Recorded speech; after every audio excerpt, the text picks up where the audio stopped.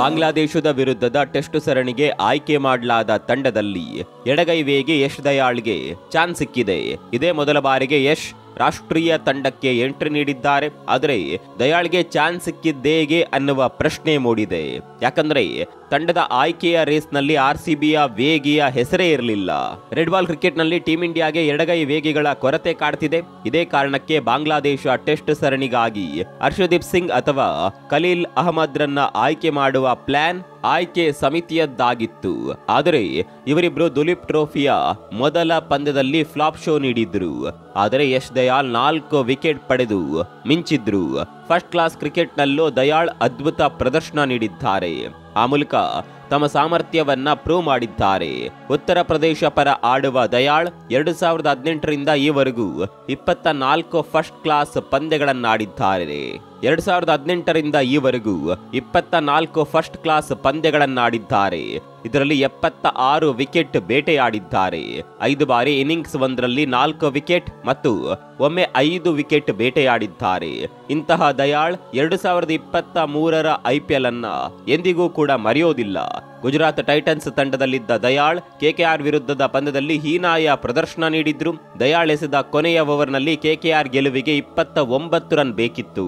ಮೊದಲ ಬಾಲ್ನಲ್ಲಿ ಉಮೇಶ್ ಯಾದವ್ 1 ರನ್ ಹೊಡೆದರೆ ಉಳಿದ 5 ಬಾಲ್ನಲ್ಲಿ ರಿಂಕು ಸಿಂಗ್ ಸತತ 5 ಸಿಕ್ಸರ್ ಸಿಡಿಸಿ ಪಂದ್ಯ ಗೆಲ್ಲಿಸಿದ್ದರು.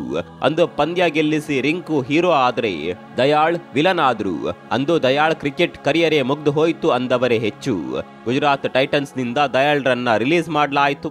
ಆಕ್ಷನ್ ನಲ್ಲಿ ದಯಾಳ್ ರನ್ನ ಯಾರು ಖರೀದಿಸಲ್ಲ ಅನ್ನುವ ಮಾತುಗಳು ಕೇಳಿ ಬಂದವು.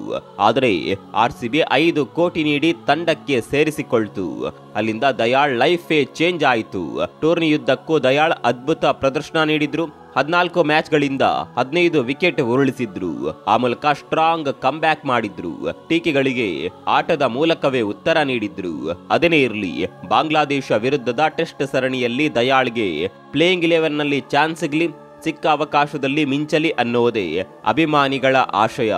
ಇನ್ನು ಈ ಸರಣಿಯಿಂದ ಶ್ರೇಯಸ್ ಅಯ್ಯರ್ ಅವರನ್ನ ಡ್ರಾಪ್ ಮಾಡಲಾಗಿದೆ. ಇಂಗ್ಲೆಂಡ್ ವಿರುದ್ಧದ ಟೆಸ್ಟ್ ಸರಣಿಯ ಮೊದಲೆರಡು ಪಂದ್ಯಗಳಲ್ಲಿ ಶ್ರೇಯಸ್ ಅಯ್ಯರ್ ಫ್ಲಾಪ್ ಶೋ ನೀಡಿದ್ರು. ನಂತರ ಇಂಜುರಿ ಕಾರಣದಿಂದಾಗಿ ತಂಡದಿಂದ ಔಟ್ ಆಗಿದ್ರು. ಇದರಿಂದ ದುಲೀಪ್ ಟ್ರೋಫಿಯಲ್ಲಿ ಶ್ರೇಯಸ್ ಅಯ್ಯರ್ಗೆ ಫಾರ್ಮ್ ಪ್ರೂವ್ ಮಾಡುವ ಅನಿವಾರ್ಯತೆ ಎದುರಾಗಿತ್ತು. ಆದರೆ ಈ ಮುಂಬೈಕರ್ರಿಂದ ಹೇಳಿಕೊಳ್ಳುವ ಪ್ರದರ್ಶನ ಬಾರದ ಕಾರಣ ಮೊದಲ ಟೆಸ್ಟ್ ನಿಂದ ಹೊರಗಿಡಲಾಗಿದೆ. ಇನ್ನು ರಿಷಬ್ ಪಂತ್ ಅಲಭ್ಯತೆಯಲ್ಲಿ KS ಭರತ್ಗೆ ತಂಡದಲ್ಲಿ ಸ್ಥಾನ ಸಿಕ್ಕಿತ್ತು. ಆದರೆ ಹಲವು ಸರಣಿಗಳಲ್ಲಿ ಭರತ್ ಫ್ಲಾಪ್ ಶೋ ನೀಡಿದ್ರು. ಇಂಗ್ಲೆಂಡ್ ವಿರುದ್ಧದ ಟೆಸ್ಟ್ ಸರಣಿಯಲ್ಲೂ ಈ ಹೈದರಾಬಾದ್ ಪ್ಲೇಯರ್ ನಿರಾಸೆ ಮೂಡಿಸಿದ್ರು. ಇದರಿಂದ ಕೊನೆಯ ಟೆಸ್ಟ್ ಪಂದ್ಯದಿಂದ ಭರತ್ರ ಬದಲಿಗೆ ಧ್ರುವ್ ಜುರೇಲ್ಗೆ ಚಾನ್ಸ್ ನೀಡಲಾಯಿತು. ಸಿಕ್ಕ ಅವಕಾಶವನ್ನ ಬಳಸಿಕೊಂಡ ಜುರೇಲ್ ಮಿಂಚಿದ್ರು. ಇದರೊಂದಿಗೆ ತಂಡದಲ್ಲಿ ಸ್ಥಾನ ಭದ್ರಪಡಿಸಿಕೊಂಡ್ರು. ಇನ್ನು ರಿಷಬ್ ಪಂತ್ ಕೂಡ ತಂಡಕ್ಕೆ ಕಮ್ ಬ್ಯಾಕ್ ಮಾಡಿರೋದ್ರಿಂದ ಭರತ್ ಸ್ಥಾನ ಕಳೆದುಕೊಂಡಿದ್ದಾರೆ. ಇಂಗ್ಲೆಂಡ್ ವಿರುದ್ಧದ ಟೆಸ್ಟ್ ಸರಣಿಯ ಕೊನೆಯ ಪಂದ್ಯಗಳಿಂದ ರವೀಂದ್ರ ಜಡೇಜಾ ಹೊರಗುಳಿದಿದ್ರು. ಜಡೇಜಾ ಸ್ಥಾನದಲ್ಲಿ ಆಲ್ರೌಂಡರ್ ವಾಷಿಂಗ್ಟನ್ ಸುಂದರ್ಗೆ ಚಾನ್ಸ್ ನೀಡಲಾಗಿತ್ತು. ಇದೀಗ ಜಡ್ಡು ರಿಟರ್ನ್ಸ್ ನೊಂದಿಗೆ ಸುಂದರ್ ತಂಡದಿಂದ ಔಟ್ ಆಗಿದ್ದಾರೆ. ರಜತ್ ಪಾಟಿದಾರ್ ಕೂಡ ಇಂಗ್ಲೆಂಡ್ ಸರಣಿಯಲ್ಲಿ ವೈಫಲ್ಯ ಅನುಭವಿಸಿದ್ರು. ಇದೀಗ ವಿರಾಟ್ ಕೊಹ್ಲಿಯ ಎಂಟ್ರಿಯೊಂದಿಗೆ ಪಾಟಿದಾರ್ಗೂ ಟೆಸ್ಟ್ ತಂಡದಿಂದ ಗೇಟ್ ಪಾಸ್ ಸಿಕ್ಕಿದೆ. ವೇಗಿ ಮುಖೇಶ್ ಕುಮಾರ್ ಕೂಡ ಇಂಗ್ಲೆಂಡ್ ವಿರುದ್ಧದ ಟೆಸ್ಟ್ ಸರಣಿಯಲ್ಲಿ ಕಾಣಿಸಿಕೊಂಡಿದ್ರು. ಆದರೆ ವಿಕೆಟ್ ಬೇಟೆಯಾಡುವಲ್ಲಿ ವಿಫಲರಾಗಿದ್ರು. ಹೀಗಾಗಿಯೇ ಮುಖೇಶ್ ಕುಮಾರ್ ಬದಲಿಗೆ ಯುವ ವೇಗಿ ಆಕಾಶ್ ದೀಪಿಗೆ ಅವಕಾಶ ಕಲ್ಪಿಸಲಾಗಿದೆ.